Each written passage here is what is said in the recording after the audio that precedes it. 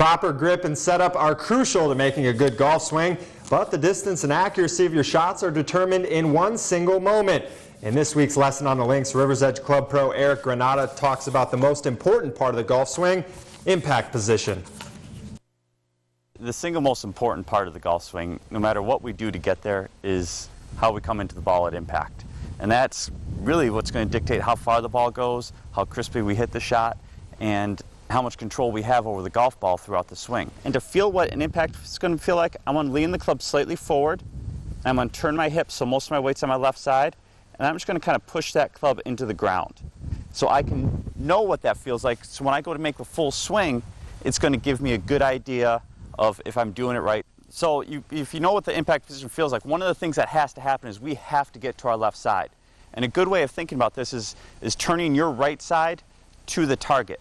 And the good way I can put this is, imagine if I was to turn my right side to shake someone's hand.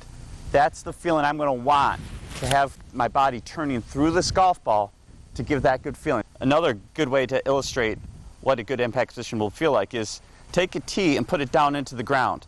The whole goal here is to hit this tee and get it to come out of the ground, or even if it doesn't come out of the ground, just to make sure you hit that tee. Hitting the tee is going to tell me that we got into a good impact position where our hands led the club head through it and then we got our weight to our left side. If we don't do that, we're not going to be able to hit that tee, and we're going to swing right over the top of it because we're swinging off our back foot and flipping our hands. A divot is a good thing because that tells us we hit down through the ball, but we just don't want the divot to be starting before we hit the golf ball. We want it to start after we've hit the golf ball.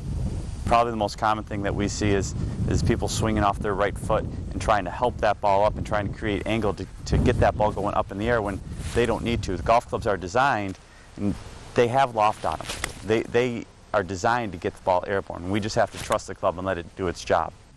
Well, much like golf courses, golf swings are all different, but they must be the same at impact. And if you can get that down, it'll have a big impact on your game.